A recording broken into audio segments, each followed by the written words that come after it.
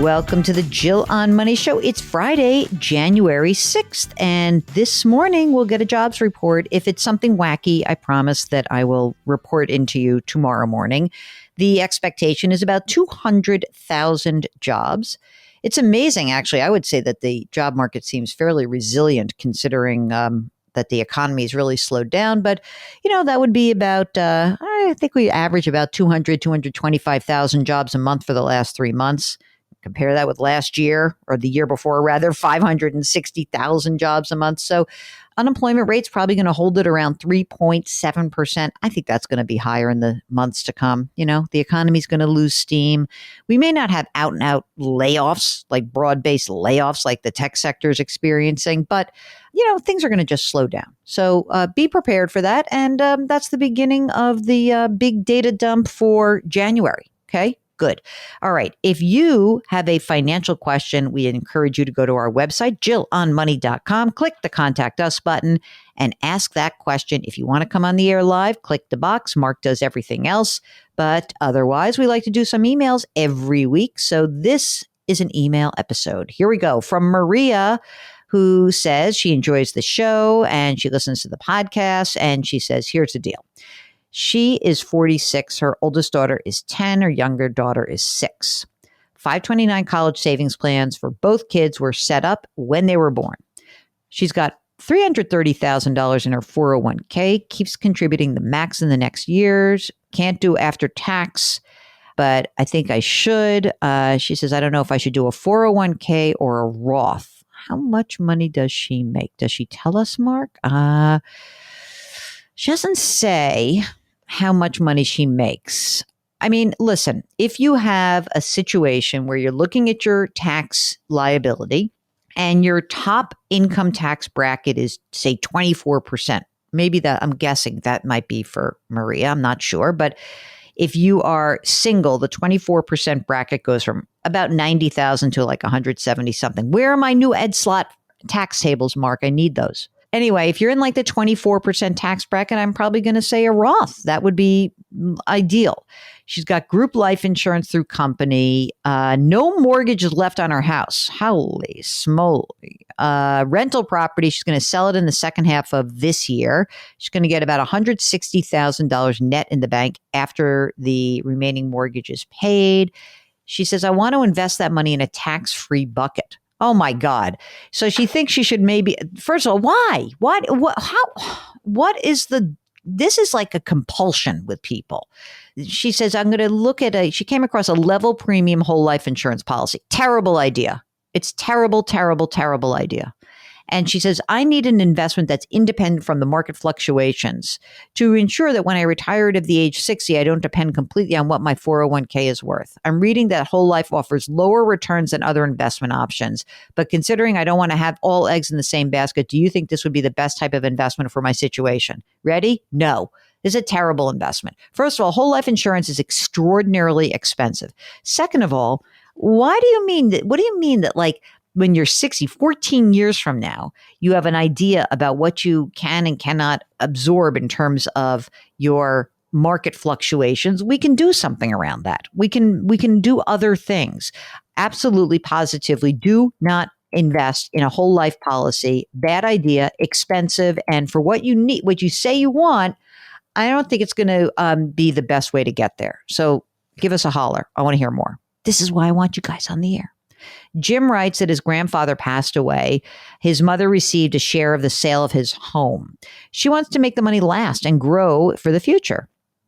I tried to convince her that a portion of the funds could be placed into a brokerage account. She's uncomfortable with the volatility of the stock market.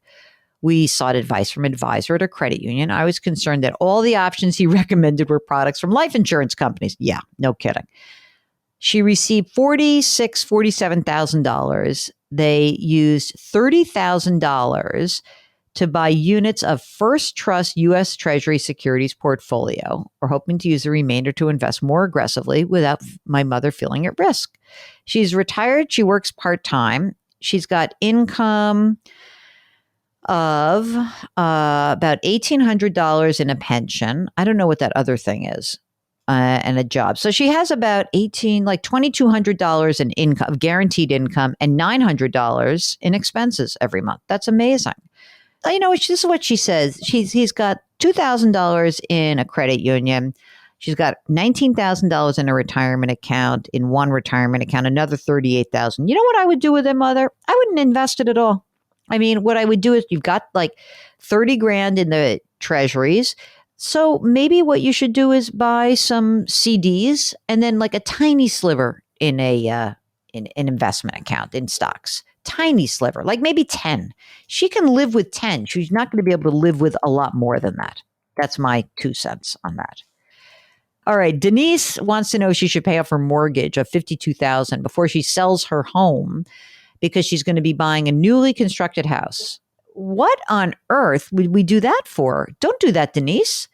If you have the money, if you have that $52,000 and you're going to be buying a newly constructed house, you want to keep that money. She says, I don't want to sell my house first and take the proceeds from the sale of my house. I'd prefer to stay in my home while my house is being built. Once the house is near completion, I'd put my house on the market. So given what you've written to us, Denise, what I would say is do not pay off the mortgage. Use the money that you would be using for the mortgage to help start the process of building your home. And I don't know if you're going to use a mortgage or not for the new home or you need a construction loan, but whatever you are thinking, do something short-term in nature because then as soon as you sell your house, you can pay off the mortgage. But be careful with that. I don't want people owning 2 homes. That's not a great place to be, especially in a market that's slowing down. Okay. Hi, Jill and Mark. This is from Sophie. Love, love, love the show. You guys are practical and I've learned so much from listening to you. Keep up the great work. Okay. For Sophie's question, she's been looking into lots of different calculators and confused about what should be included in expenses. What are the following should I include? Taxes, health insurance, loan payments, contributions, investment. So when we talk about the basic expenses, first I want to look at like your household expenses. I would include insurance for sure, about, any kind of insurance, loan payments for sure, yes. But when you're looking at calculators in terms of the future, I wouldn't include the contribution you make to investment accounts as that. And for taxes, if you calculate your take-home pay and then you don't have to really worry about taxes. I mean, you have to worry about housing taxes, property taxes, but other than that, I don't think I would. If you're using the calculators to help you with your monthly expense number in the future, don't get too bogged down in some of these other categories because you won't need to be doing investments in the future, right? Okay. JR loves the podcast. Here's a question. I recently found out my company offers a Roth 401k. Can you advise whether I should contribute to a Roth rather than a traditional? Yes, we like the Roth. If you're in the highest tax bracket, maybe not, but otherwise, yeah. I mean, I would absolutely be very happy about that.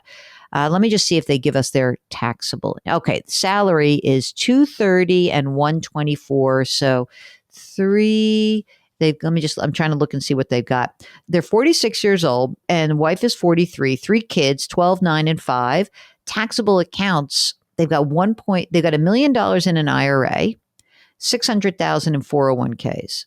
And then there's a Roth. Oh yeah, I would definitely do a Roth. They've got $1 million in a brokerage account also and $500,000 in cash. Plenty of money in the 529 plan.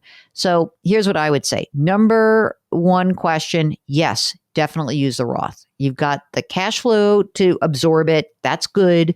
Pay the taxes, move on. You've got so much money in retirement that those required distributions are going to be heavy in the future. Very heavy. And the second question is, he's 46. He wants to retire in 10 years. Their expenses are $10,000 or $11,000. I think probably since you got $3 million, but I don't know. I mean, you got $130,000 in 529 plans. It kind of depends whether like those kids are going to private school or not.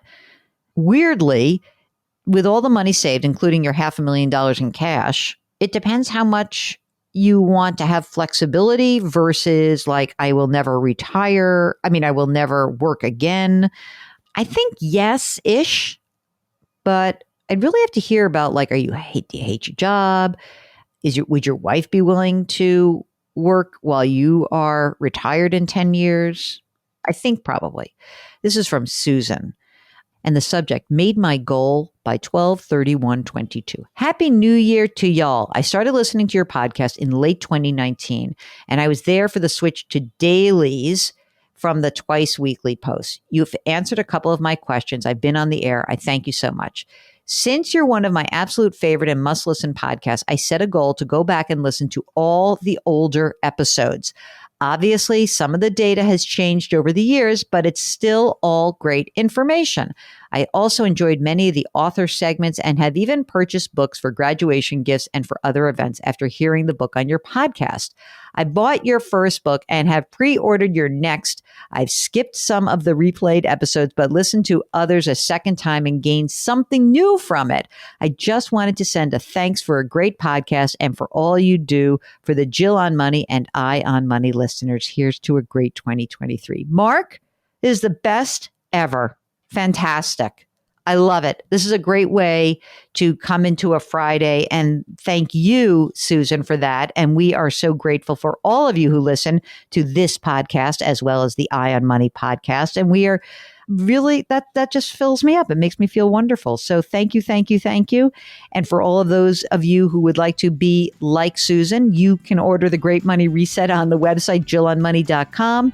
And go back and listen to the back catalog, because I think we do a lot of, we do forget that we interviewed a lot of cool people and we've done things differently. So I'm very grateful for that. So thank you.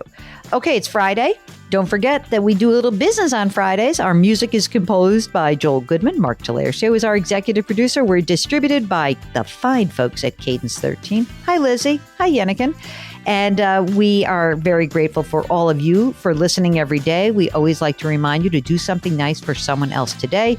And don't forget our mantra for 2023, change your work, change your wealth, change your life. We'll talk to you tomorrow.